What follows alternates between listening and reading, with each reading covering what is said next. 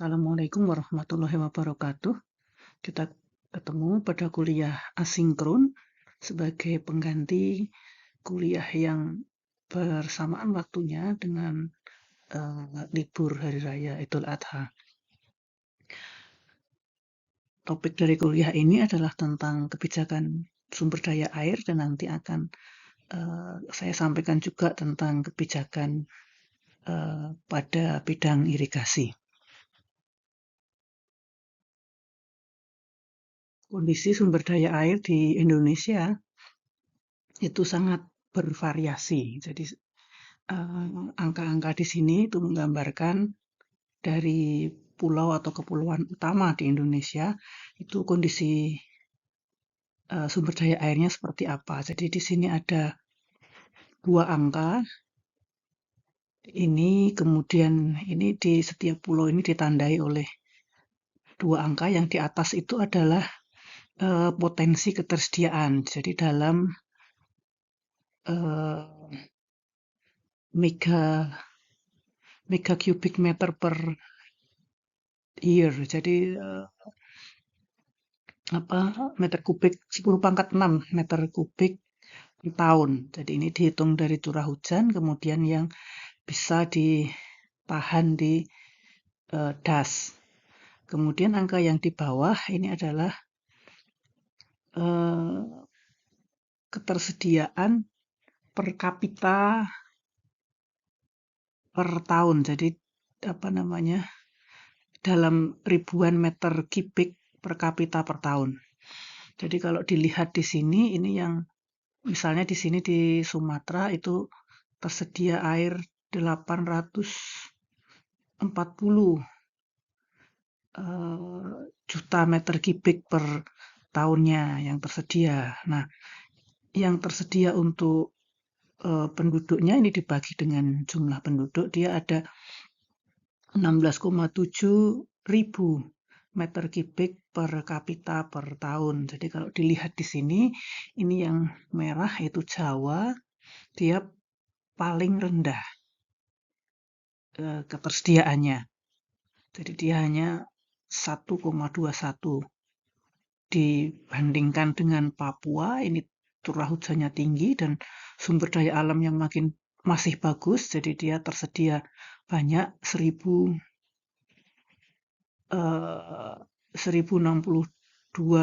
juta meter kubik per tahun dan dibagi dengan jumlah penduduk, maka per orang dia masih hampir 300 meter kubik per kapita per tahun. Nah, ini jika dibandingkan dengan misalkan Jawa dengan Nusa Tenggara. Nusa Tenggara ini curah hujannya rendah, tapi jumlah penduduknya tidak sebanyak di Jawa sehingga ketersediaan per orangnya itu masih tinggi. Nah, ini di Jawa ini bisa dikatakan ketersediaan sumber daya airnya sudah masuk pada kritis. Berikut ini penjelasan dari peta yang sebelumnya. Ini jadi Jawa ini mempunyai ketersediaan air yang terendah.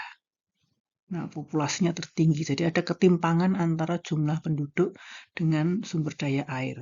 Sebaliknya ini Papua memiliki potensi air tertinggi. Menunjukkan ketersediaan air sangat berlimpah dibagi dengan jumlah penduduknya. Nah, kalau Kalimantan itu airnya cukup banyak. Ya, jadi kemudian ini Bali dan Nusa Tenggara ini memang ada potensi kekeringan karena tadi memang curah hujannya itu rendah meskipun jumlah penduduknya juga tidak terlalu banyak, tidak sebanyak Jawa. Berikut ini untuk menghitung ketersediaan air tadi adalah dari hujan. Jadi memang hujan di Jawa sekitar 3.000-an milimeter per hari. Kemudian dikalikan dengan luas daratan ya. Jadi nanti akan jadinya adalah 10⁻⁶ meter per tahun ini yang untuk tebal airnya. Jadi nanti dikalikan dengan luas daratan jadi ketemu angka yang volume tadi juta 10⁻⁶ meter kubik per tahun tadi. Nah, dengan kondisi sumber daya air yang bervariasi, maka Indonesia ini apa namanya rentan dengan terjadi bencana atau ada permasalahan yang terkait dengan sumber daya air. Jadi water related disaster. Misalnya banjir. Banjir ini kalau airnya terlalu banyak. Tapi sebaliknya kalau airnya sedikit pun itu akan menjadi permasalahan juga. Akan terjadi kekeringan. Misalnya hal yang lain, misalnya ada deforestasi, maka eh, air hujan itu akan menimbulkan erosi seperti ini. Jadi dia ada banyak tanah yang ikut terlarut bersama air. Di hilir, maka tanah yang tererosi ini akan menjadi sedimentasi di bawah. Nah, ini dua-duanya juga merupakan permasalahan dalam pengelolaan sumber daya air. Jadi ini permasalahan-permasalahan yang terkait dengan sumber daya air.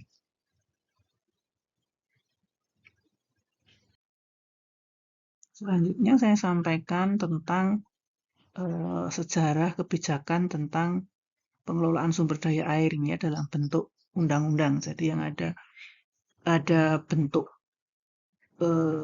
hukumnya. Jadi ini dari masa ke masa yang ada di Indonesia. Ini yang pertama itu dibuat oleh pemerintah kolonial Belanda tahun 1936. Nah, aturan ini itu memang bersamaan dengan pada saat itu Belanda banyak membangun bendung-bendung atau bendung-bendung dan jaringan irigasi ya pada umumnya terutama di Jawa. Sebetulnya irigasi ini digunakan untuk mengairi perkebunan tebu yang ada di Jawa pada saat itu. Nah, setelah Indonesia merdeka, itu tidak serta-merta ada aturan yang dibuat oleh pemerintah Indonesia tentang sumber daya air. Jadi setelah Indonesia merdeka itu masih kita pada saat itu fokus untuk awalnya itu masih ada perang ya, masih ada agresi militer Belanda 1 dan 2 dan sebagainya, sehingga kita belum sempat mikir tentang pembangunan sumber daya air. Setelah itu bentuk pemerintahan Indonesia yang Republik Indonesia Serikat itu gonta-ganti menteri, gonta-ganti kabinet, sehingga juga untuk pembangunannya belum terlalu fokus.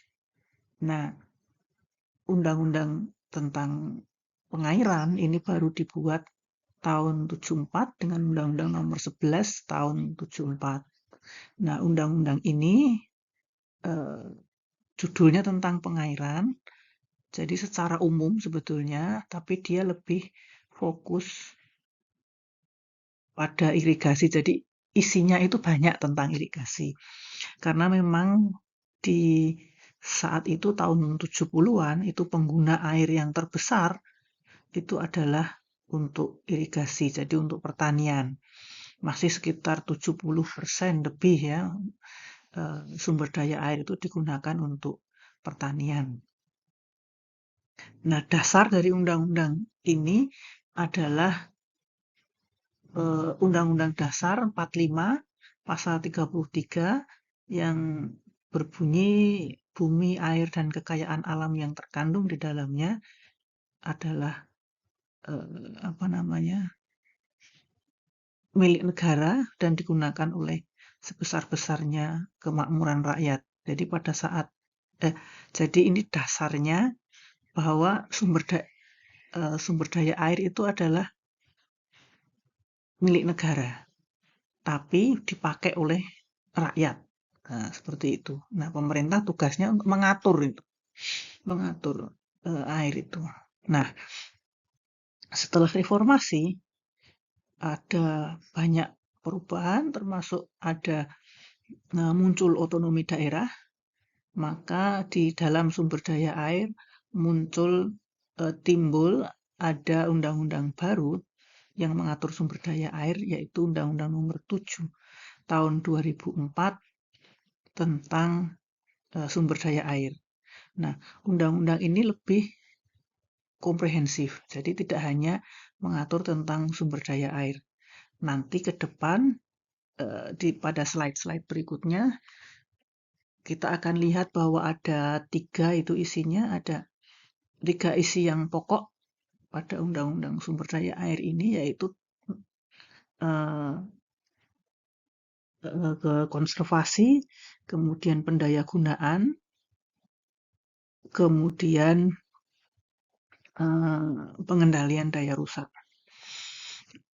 Nah, akan tetapi di dalam Undang-Undang Nomor 7 2004 ini ada kelemahannya, ada satu bagian, itu satu bab yang mengatur tentang hak guna usaha.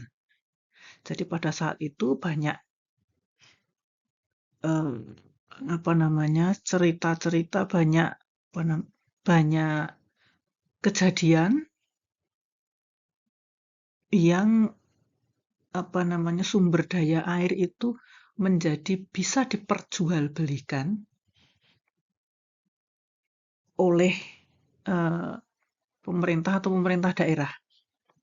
Jadi ada hak di dalam undang-undang ini ada hak guna usaha yang pada jumlah tertentu air itu mempunyai nilai ekonomi. Jadi tidak hanya nilai sosial, tapi air juga mempunyai nilai ekonomi atas di undang-undang ini. Nah, nilai ekonomi itu akhirnya banyak disalahgunakan oleh pemerintah. Jadi seperti seakan-akan air itu dijual pada industri, dan banyak juga kasus pada air kemasan. Nah, akibatnya ini banyak merugikan masyarakat. Akhirnya Mahkamah Konstitusi ada gugatan melalui Mahkamah Konstitusi oleh banyak tidak hanya satu ya, ada banyak lembaga swadaya masyarakat, lembaga ini ya yang di luar pemerintah begitu, menggugat undang-undang ini terhadap Undang-Undang Dasar 45. Jadi bagaimana sumber daya air itu memang dikuasai negara, tapi harus digunakan untuk kemakmuran rakyat. Jadi tidak secara ekonomi, tapi memang itu hak rakyat. Menurut Undang-Undang Dasar 45, sumber daya air itu hak rakyat untuk memakai gitu. Jadi tidak ada menurut UUD 45 ini tidak ada nilai ekonomi. Jadi memang pemerintah tugasnya ngatur, tapi tidak untuk nilai ekonomi. Nah, disinilah Mahkamah Konstitusi menyetujui bahwa Undang-Undang 7 2004 itu bertentangan dengan Undang-Undang Dasar 45, sehingga nanti sebelum terbentuknya undang-undang yang baru, maka peraturan yang sebelumnya, Undang-Undang 1174 tentang pengairan ini berlaku kembali. Nah, dengan berlaku kembali ini pakai aturan yang lama, tapi itu tidak semudah itu. Jadi pada saat ini sudah ada otonomi daerah. Pada tahun 74 itu berbeda, pemerintah itu, pemerintah pusat, pemerintah provinsi, pemerintah kabupaten itu satu line, satu jalur gitu ya. Kalau setelah reformasi pemerintahan itu tidak berjenjang. Jadi ada pemerintah pusat, pemerintah provinsi, pemerintah kabupaten itu adalah entitas yang berbeda. Jadi mereka tidak saling bertanggung jawab. Nah, ini undang-undang yang ini jadi agak susah untuk diterapkan.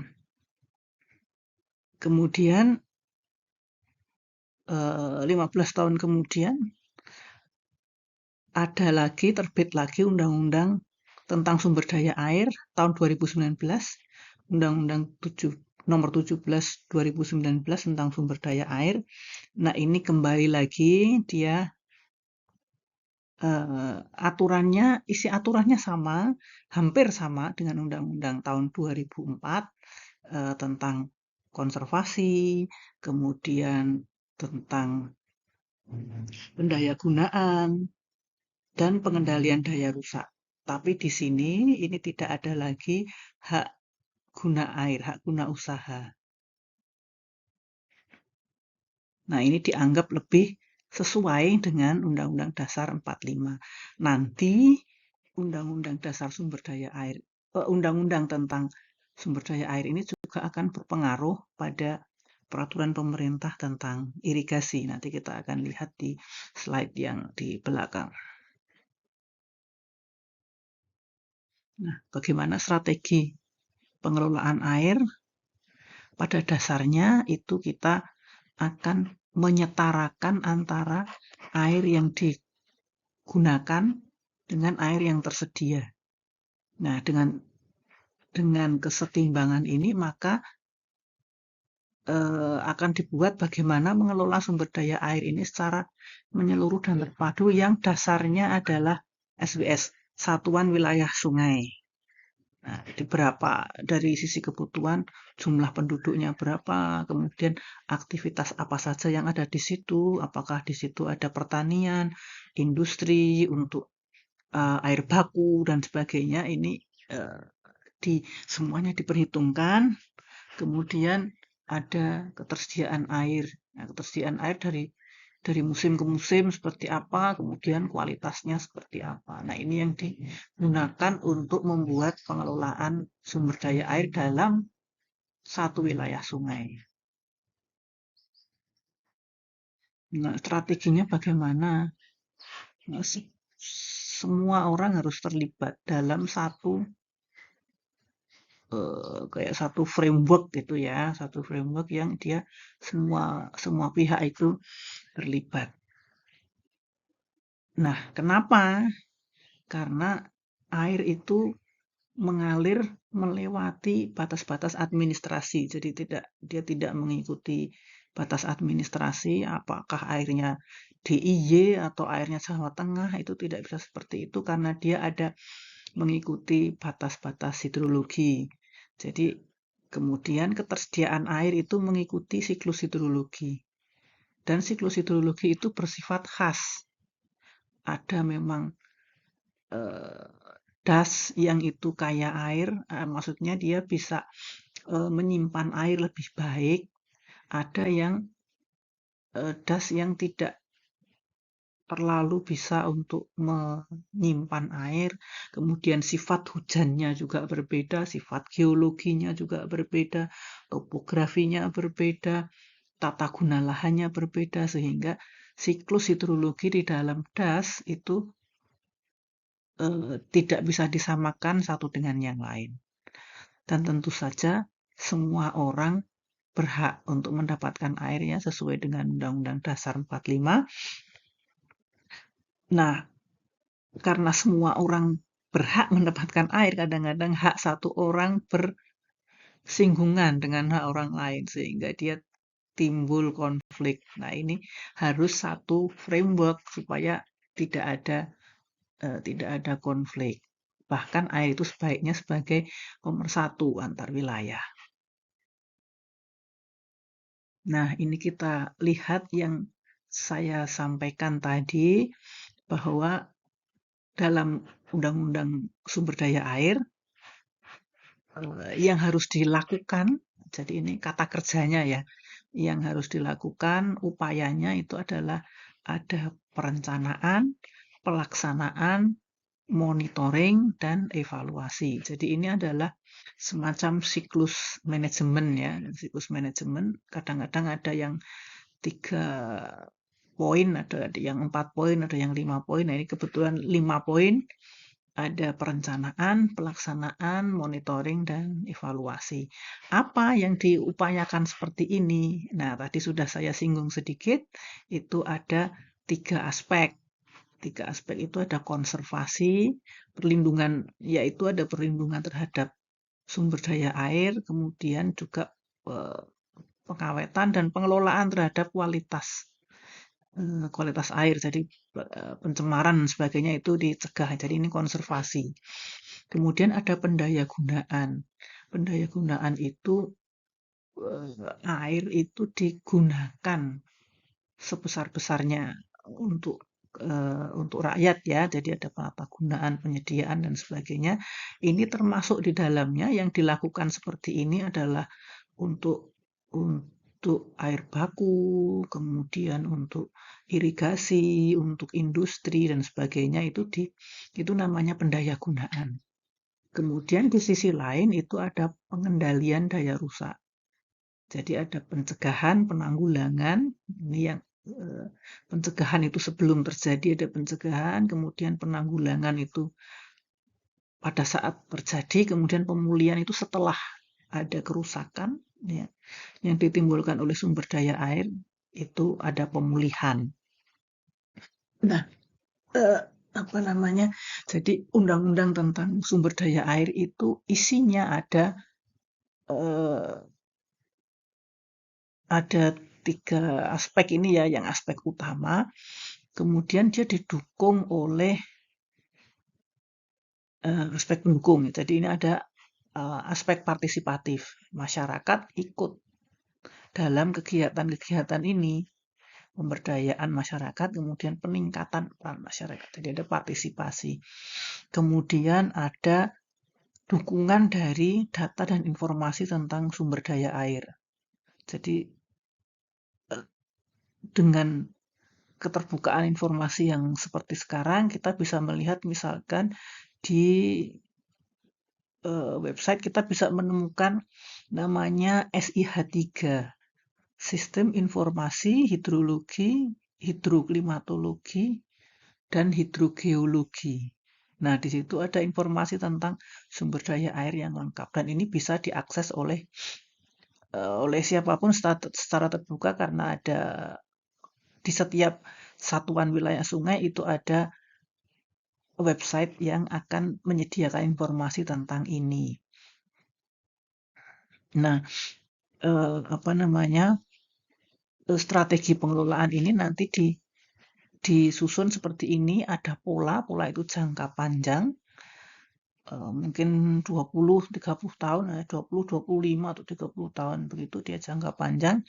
Kemudian dia ada rencana itu jangka menengah sekitar 5 tahunan, kemudian ada program dan program ini diuraikan menjadi kegiatan-kegiatan ya. Ini dilakukan berbasis wilayah sungai tadi ya, yang dasarnya tadi ada neraca air antara penggunaan dengan ketersediaan.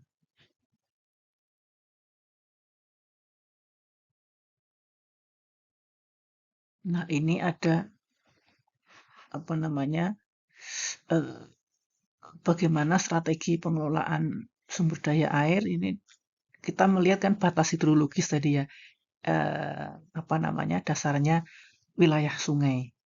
Tadi wilayah sungai, kemudian dia ada di dalamnya ada das-das, jadi catchment areanya begitu ya, tinjauan das atau beberapa das. Ini subdas dan beberapa das. Kemudian dari sini ada dilihat itu kriteria-kriteria untuk apa namanya pengelolaan sumber daya air itu ada kriteria tentang efektivitas, kemudian efisiensi, kemudian tercapainya hak setiap orang untuk mendapatkan air. Nah, das ini ada macam-macam. Ini yang dikelola oleh pemerintah pusat itu adalah wilayah wilayah sungai, lintas negara, lintas provinsi. Kemudian ya ini ada banyak sih sebetulnya, ada wilayah sungai strategis nasional dan ada wilayah sungai yang dikelola oleh kabupaten jika itu satu wilayah sungai dalam satu kabupaten.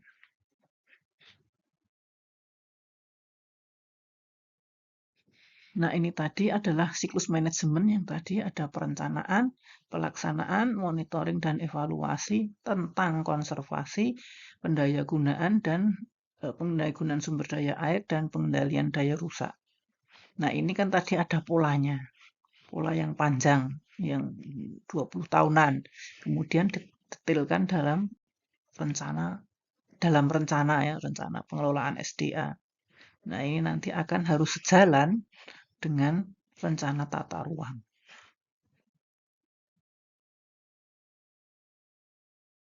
Nah, ini kalau pola pengelolaan sumber daya air itu ada jangka panjang tuh 20 tahun, tapi dia bisa dievaluasi 5 tahunan. Ada neraca airnya begitu bisa dievaluasi, kemudian ada rencana. Nah, rencana 5 tahun. Nah, setelah kita melihat tentang sumber daya air yang besar, saya akan berbicara tentang irigasi khusus untuk sumber daya air yang digunakan pada pertanian. Nah, perubahan aturan tentang irigasi ini mengikuti perubahan aturan tentang sumber daya air yang tadi kita di depan sudah kita bicarakan.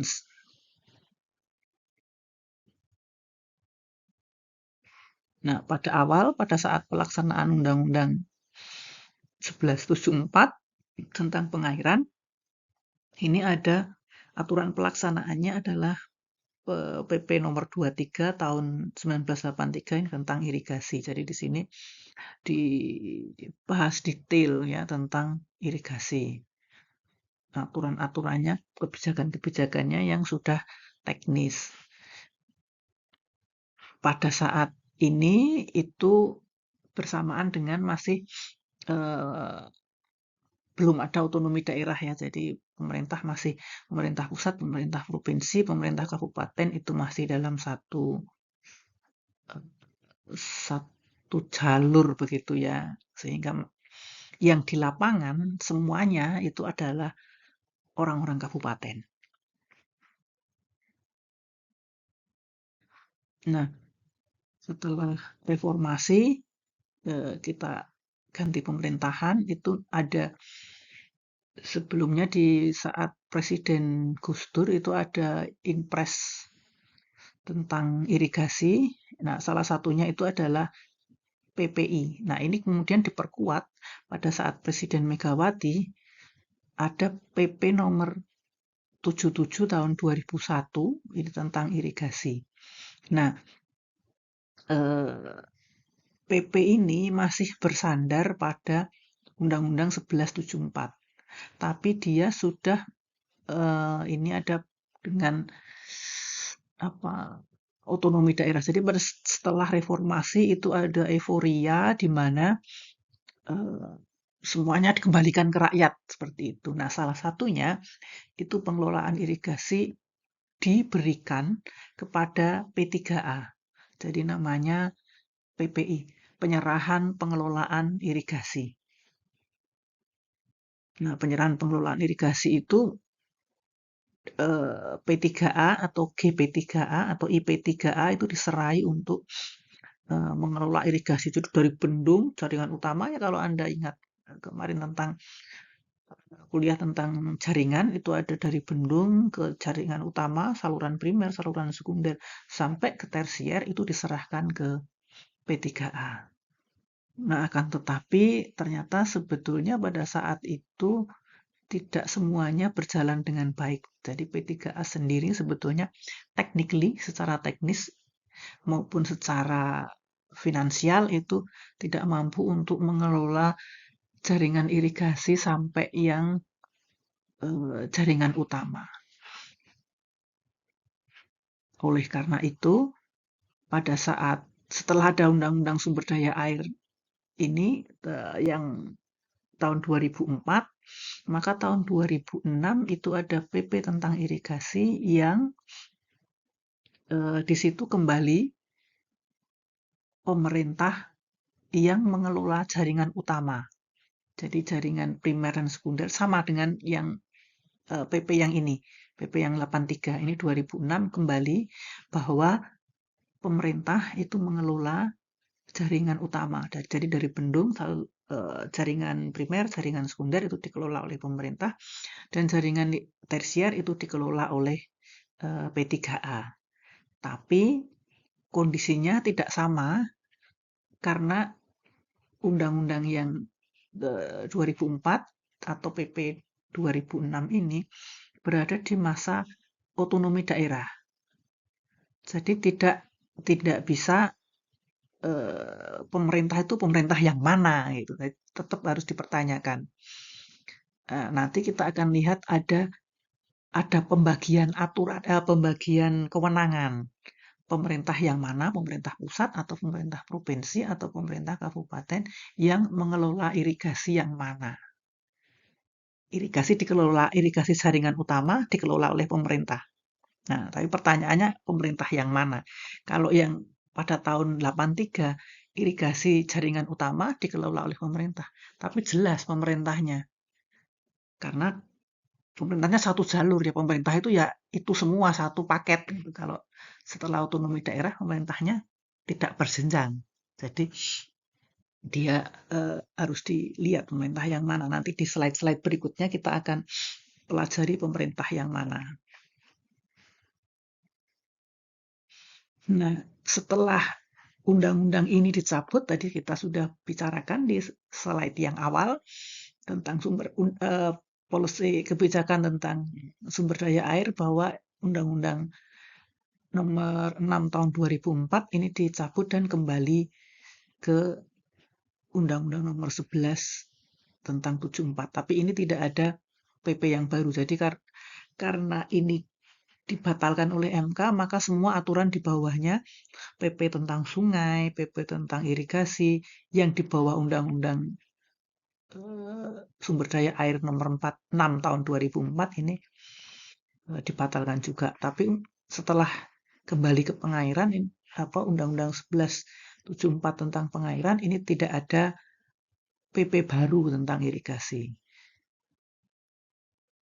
Bahkan setelah sekarang itu ada Undang-Undang Nomor 17 2019 tentang sumber daya air, sampai hari ini saya berbicara di kuliah pengganti ini, RPP tentang irigasi ini belum disahkan. Jadi saya tidak akan mengatakan isinya apa, meskipun saya tahu, tapi RPP ini setiap rapat berubah versi. Jadi dan ini kan karena belum disahkan, belum diundangkan, jadi sebaiknya tidak disampaikan dulu. Jadi secara definitif saat ini tidak ada PP peraturan pemerintah yang mengatur tentang irigasi. Nah, jadi perubahan peraturan pemerintah tentang irigasi ini pada saat ini menghadapi perubahan lingkungan strategis. Jadi kalau kemarin kita bicarakan ada irigasi sebagai sistem yang di situ ada 5 pilar di dalamnya, itu kan ada pengaruh dari lingkungan. Nah, pengaruh dari lingkungan itu akan menyebabkan perubahan cara pengelolaan terhadap irigasi. Yang pertama ada otonomi daerah. Ini jelas mengubah pola kewenangan. Karena ada hubungan antar strata pemerintahan itu berubah. Ya, tadi saya sudah sampaikan juga yang dulu pemerintahannya satu jalur. Kalau pemerintah mengelola irigasi, pemerintah yang mana? Ya semuanya. Tapi tangan-tangannya ada di kabupaten gitu. Yang teknis gitu ada di kabupaten.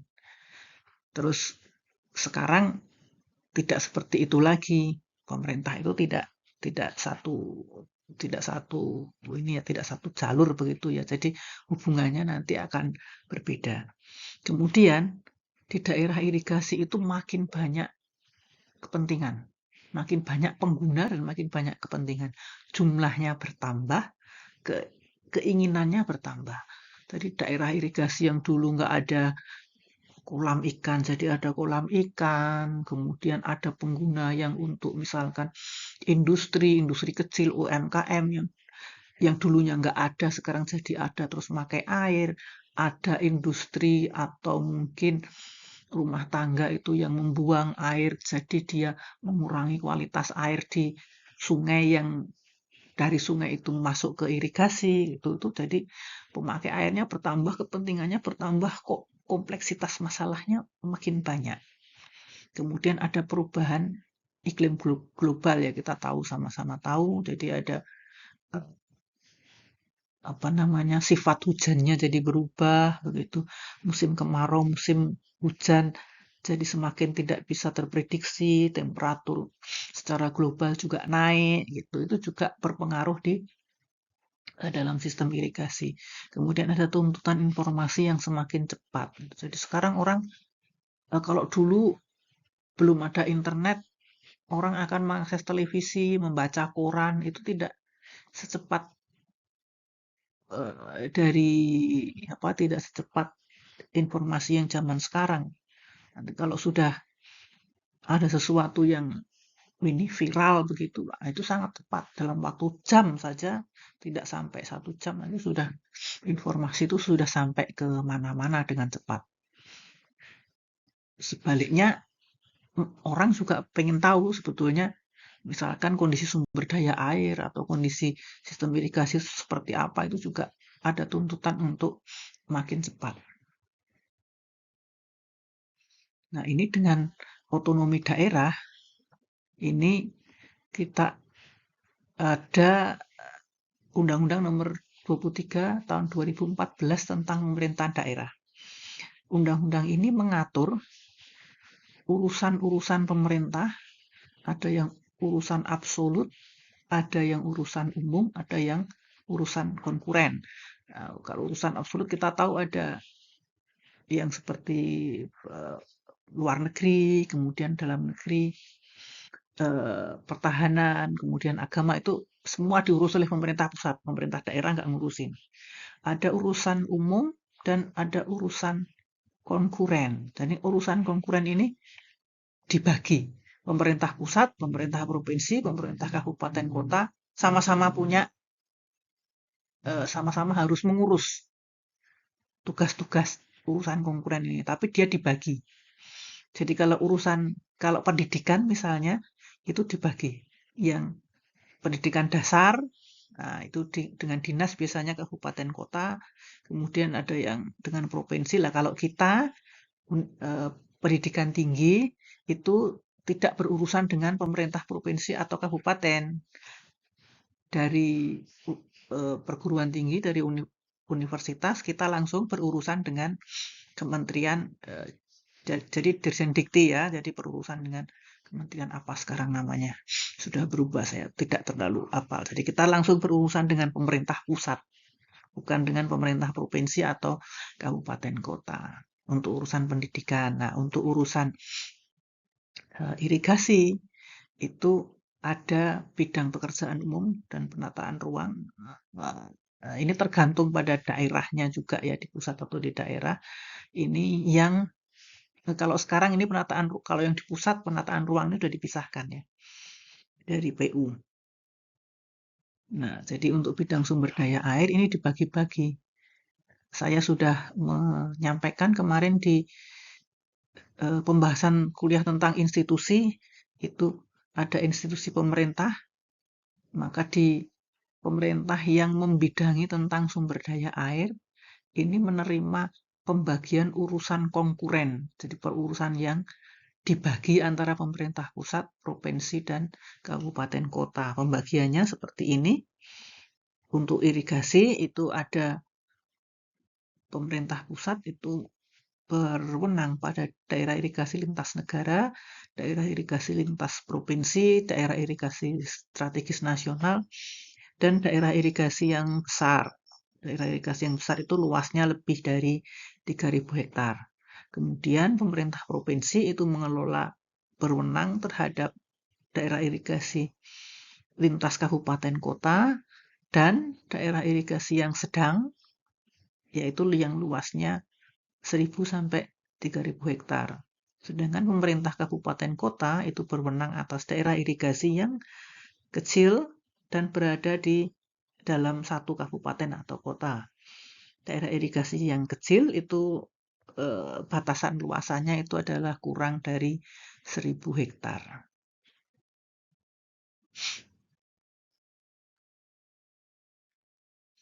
Nah, akhir-akhir ini itu dengan adanya tadi apa namanya tantangan apa namanya pengaruh dari perubahan isu strategis tadi terjadi perubahan paradigma dalam mengelola irigasi.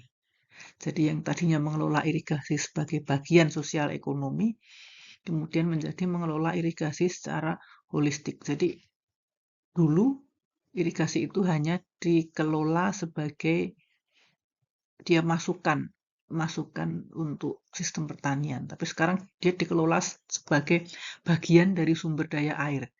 Jadi kalau dulu irigasi itu hanya dianggap sebagai input, sama dengan input pertanian yang lain, tapi sekarang ini dia adalah bagian dari sumber daya air.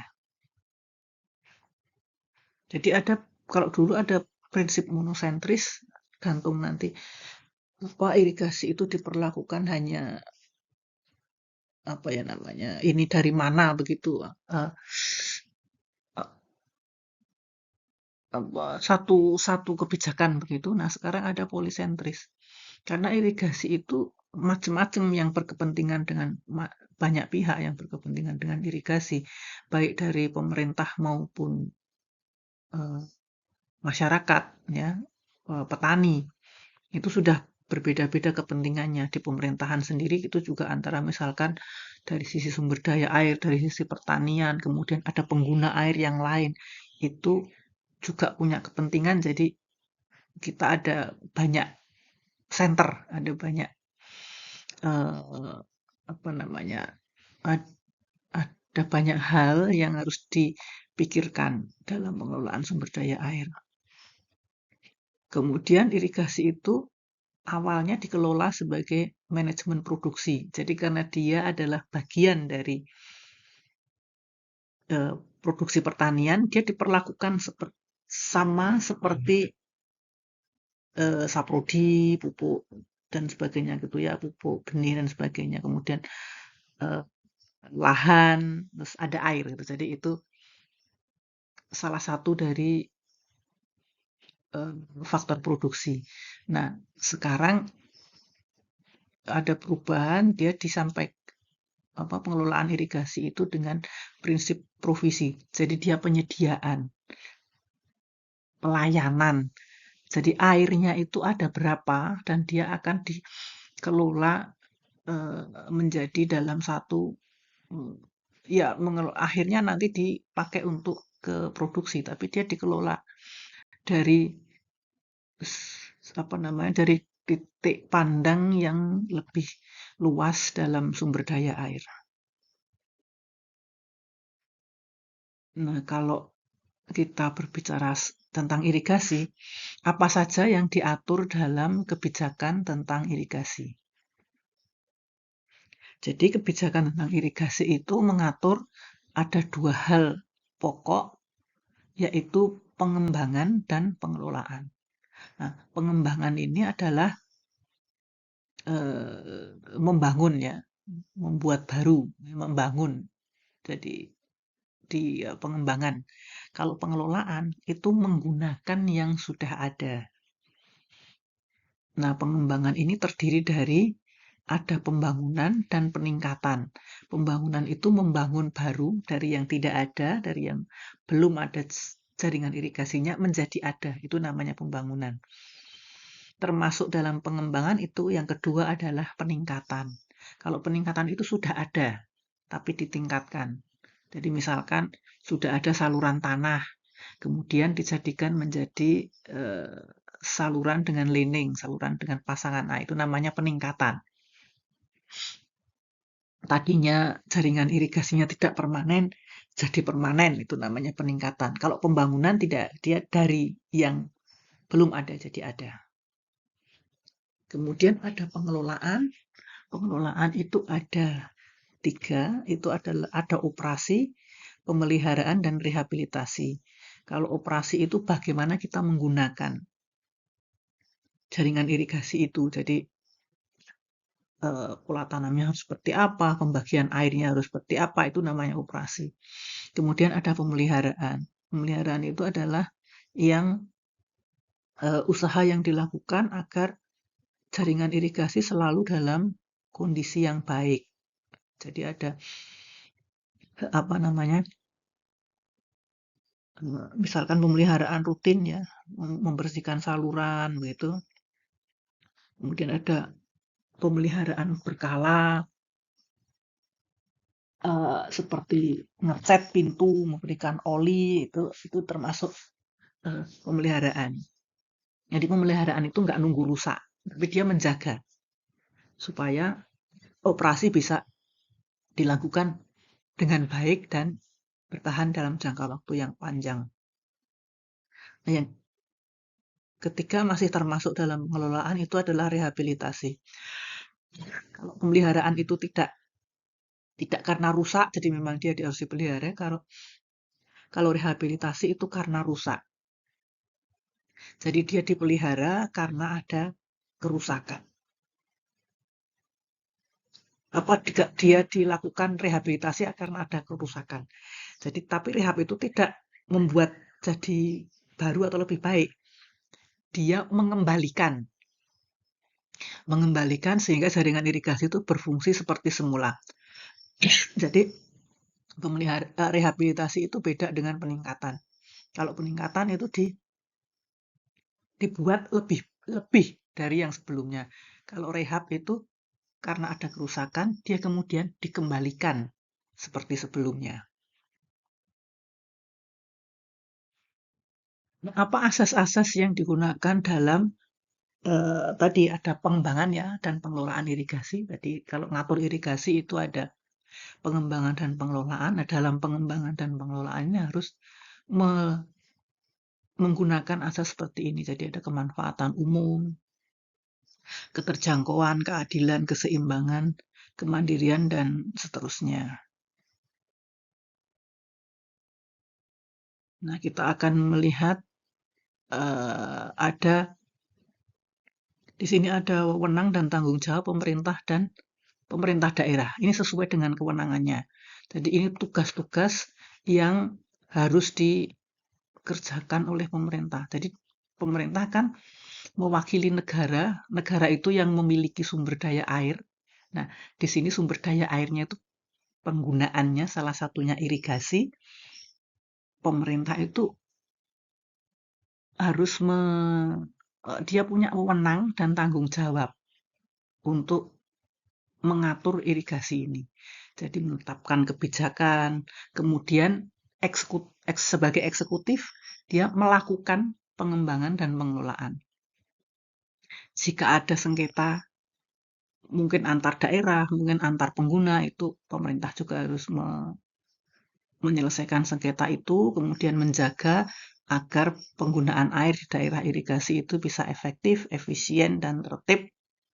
Kemudian ada bantuan teknis jika diperlukan, kemudian memberdayakan P3A, membentuk komisi irigasi sesuai dengan kewenangannya ya. Kemarin kita sudah bicarakan di bagian institusi, komisi irigasi itu apa.